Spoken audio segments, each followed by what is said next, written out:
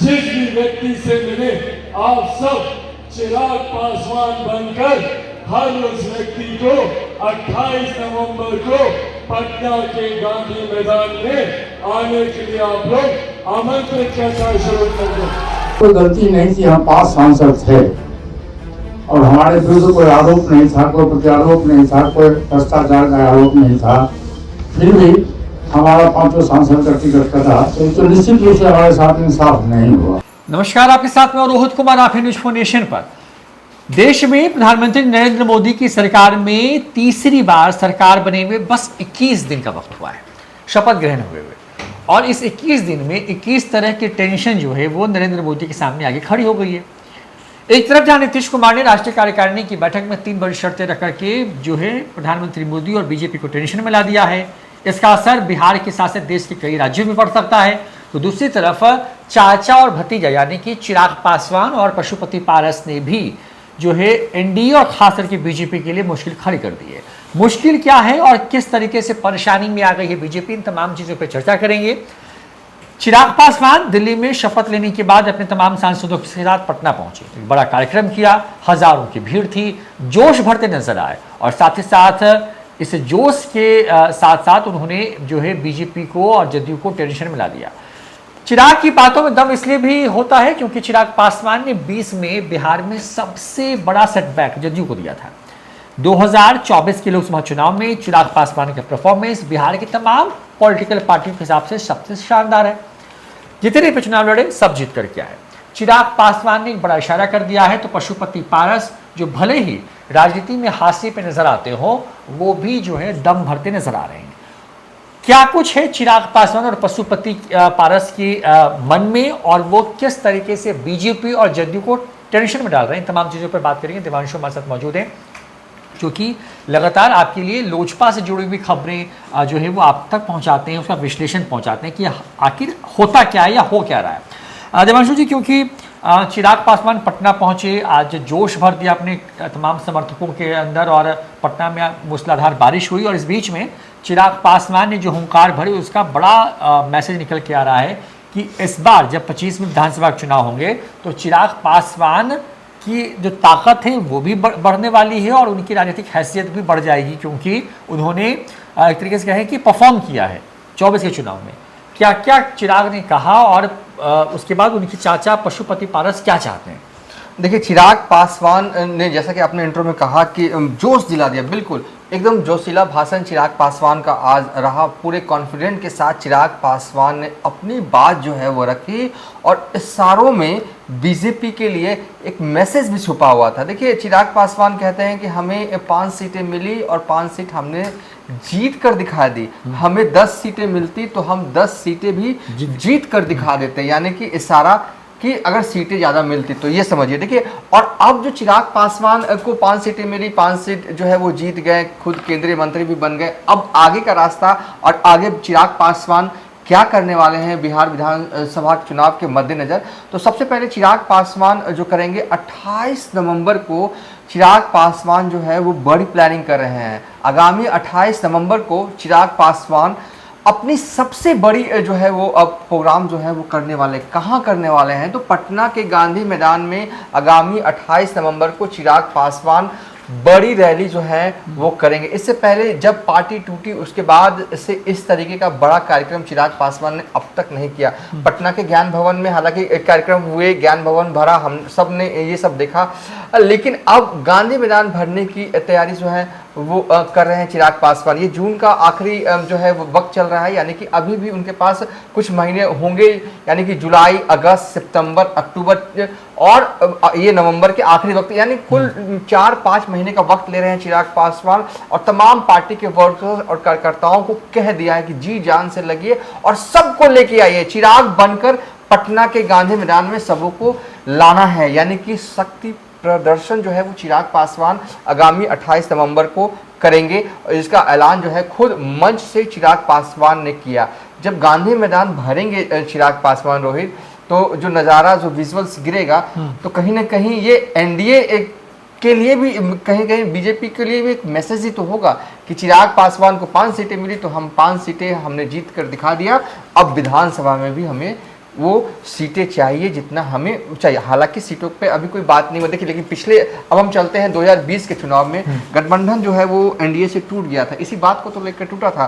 चिराग पासवान कह रहे थे कि हमें 30 सीट चाहिए। जो इंटरनल तौर पर जो बातें पॉलिटिकल कॉरिडोर में, ये कोई मेरी बातें नहीं है, कोई मेरी जानकारी नहीं है। किसी भी पत्रकार, किसी भी जर्नलिस्ट या किसी भी नेता से इंटरनल तौर पर पूछिएगा तो ये जानकारी सबके पास है, जो कि हम फिर से दे रहे हैं। चिराग पासवान की डिमांड थी कि 30 सीटें मिलनी चाहिए। नीतीश कुमार का अड़ंगा था कि इनकी उतनी ताकत है नहीं, 30 सीटें ये क्यों मिले इन्हें 15 से सीटें मिलनी चाहिए।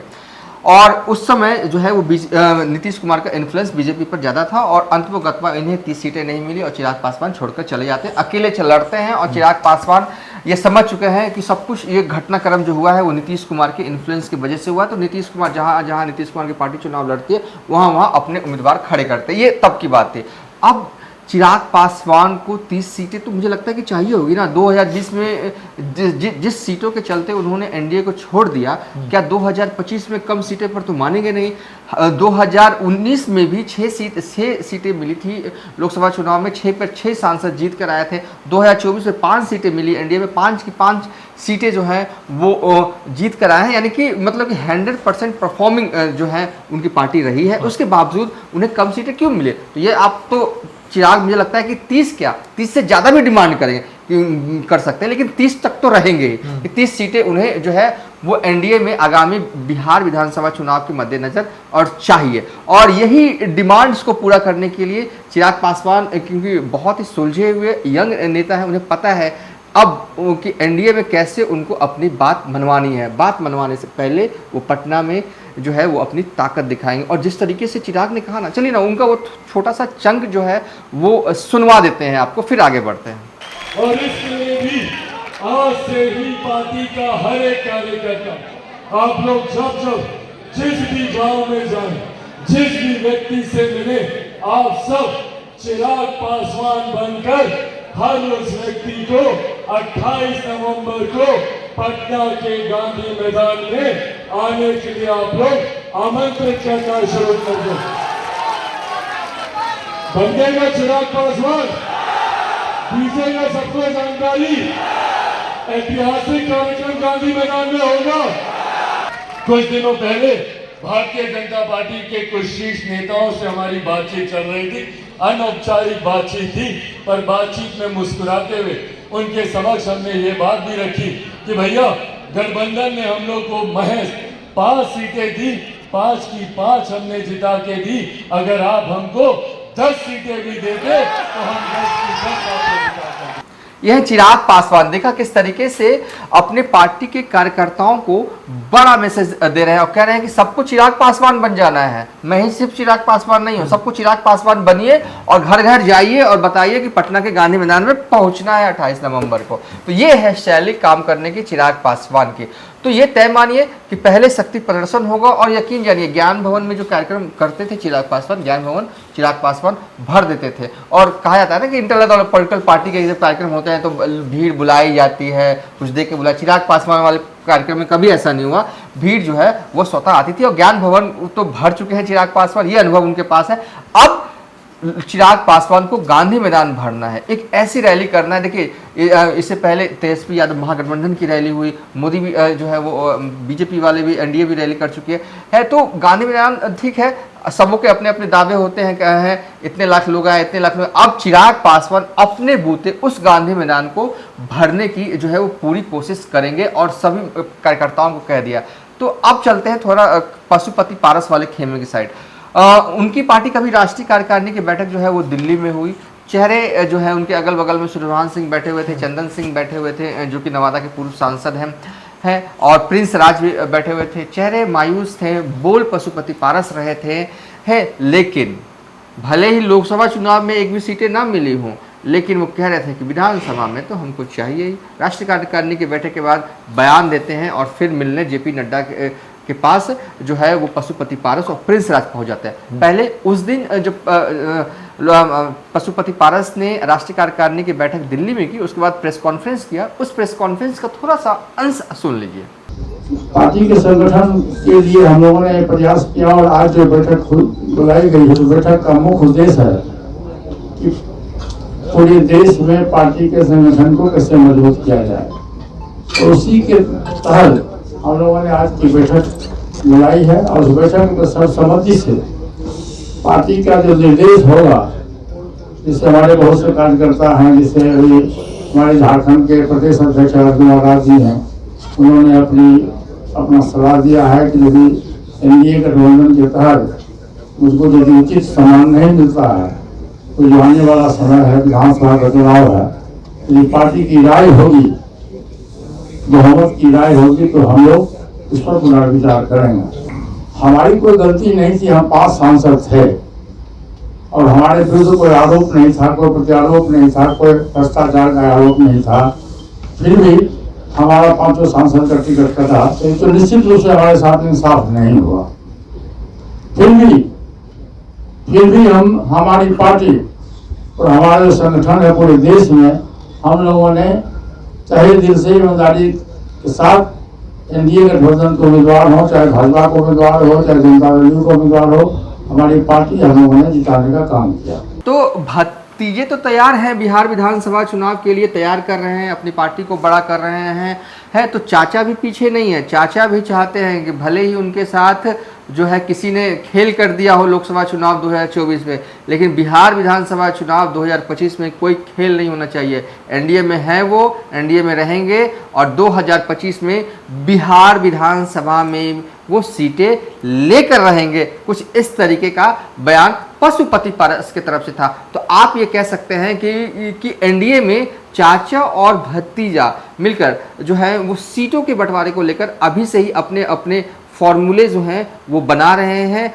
चिराग पासवान को भी मुझे लग रहा है संभवतः 30 से कम सीटें जो हैं वो चाहिए नहीं होंगी एनडीए में, और पशुपति पारस भी अपने हिसाब से लगे हुए हैं कि सीटें उन्हें भी दी जाए। हालांकि अभी बहुत लंबा वक्त है। एक तरफ जेडीयू के राष्ट्रीय कार्यकारिणी की भी बैठक हुई, जो प्रस्ताव पारित हुए उसमें भी कई ऐसे प्रस्ताव रहे कि जो कि मोदी सरकार की सरदर्द बढ़ाने वाले रहे। तो ये सब तमाम चीज़ें जो हैं वो चलती रहती हैं सियासत में। लेकिन आज जो ये वीडियो हम बना रहे हैं चिराग पासवान को लेकर, चिराग पासवान जो हैं अब अपनी पार्टी को बिहार में रियल में बड़ा करने जा रहे हैं। रोहित, ये अपडेट है आज का। तो देखिए यही है, मतलब कि और इससे मुश्किल क्या है कि अब चिराग की डिमांड और पशुपति पारस का डिमांड है। अगर दोनों की डिमांड को एक नज़र में देखें तो बिहार की 243 सीटें सिर्फ हैं। नीतीश कुमार के नेतृत्व में चुनाव लड़ना है, बीजेपी पहले कह चुकी है।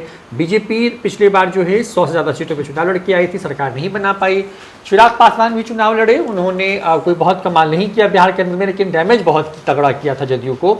और जदयू बीजेपी को ये बात मालूम है कि चिराग पासवान को इग्नोर नहीं किया जा सकता है। चिराग पासवान ने 5 सीटें हैं लोकसभा की वो जीती हैं, और हर लोकसभा पर कुल 6 सीटें होती हैं औसतन। तो 6 को 5 से अगर गुना कर दें तो करीब 30 सीटें आती हैं। तो चिराग उससे कम पे तो नहीं मानेंगे, क्योंकि चिराग पासवान पिछली बार भी इसी फॉर्मूले के साथ आना चाहते थे। उनको पिछली बार भी जो है वो 30 सीटें चाहिए थी, हालांकि होती 36 थी, 30 ही मांग रहे थे, मिला नहीं था तो अलग हो गए थे। और अलग हुए तो फ्रेंडली फाइट बीजेपी के साथ किया, तेजस्वी को मदद की, लेकिन जहां जहां जदयू चुनाव लड़ रही थी महागठबंधन के खिलाफ में, वहां बहुत तगड़ा डैमेज किया और जदयू को नंबर 1 से नंबर 3 की पार्टी बनाने में बड़ा योगदान जो है वो कहते हैं कि चिराग पासवान का भी है। पशुपति पारस क्योंकि अपने कार्यकर्ताओं को ऊर्जावान रखने के लिए, उनको एक तरीके से कहें कि मोटिवेट करके रखने के लिए ये इस तरह की बात आप कहना पड़ता है राजनीति में कि विधानसभा में हम चुनाव लड़ेंगे, टिकट मिलेगा हमको। क्या होगा अगर चिराग जिद पर आ जाएंगे तो पशुपति पारस वहां भी कुछ नहीं करते नजर आएंगे, क्योंकि चिराग ज्यादा जरूरी है एनडीए के लिए मेरे हिसाब से पशुपति पारस के लिए। और जाते जाते एक थोड़ा ऐड कर देते हैं रोहित कि चिराग पासवान को मुझे लगता है कि मिल भी सकता है। देखिए ना, अगर मान लीजिए ये सब अभी बहुत वक्त है, लेकिन फिर भी अगर अभी एज्यूम करे, कैलकुलेट करे तो जेडीयू अगर 100 सीट पे चुनाव लड़ती है, बीजेपी 100 सीट पे चुनाव लड़ती है, ठीक है, तो 200 सीट हो जाता है। बिहार विधानसभा में 243 सीटें हैं, 43 सीटें बचती हैं। मांझी को लोकसभा चुनाव में उपेंद्र कुशवाहा 1 सीट मिली थी, उस हिसाब से बिहार में एक लोकसभा पे 6 विधानसभा है, तो 6 सीट मांझी को अगर दे दिया जाए, 6 सीट उपेंद्र कुशवाहा को दे दिया जाए, तो 43 - 31 सीट अभी भी बचती है। तो है चांसेस। तो वही मैं कह रहा हूँ कि 25 के आसपास 20-25 पे उनको मना लिया जाएगा, ऐसा हो सकता है। लेकिन चिराग पासवान उसके पहले अपनी सियासी ज़मीन को और मजबूत करना चाहते हैं, अपने कार्यकर्ताओं को और संगठित करके रखना चाहते हैं, और इसी के लिए उन्होंने नवंबर महीने में जो है बड़ी रैली बुलाई है। और मुझे लगता है कि लोजपा की एक लंबे अरसे के बाद बिहार की धरती पर कोई इस स्तर का कार्यक्रम होने जा रहा है जिसका ऐलान चिराग ने किया है। तो फिलहाल इतना ही, देखते रहिए न्यूज़ फॉर नेशन। नमस्कार।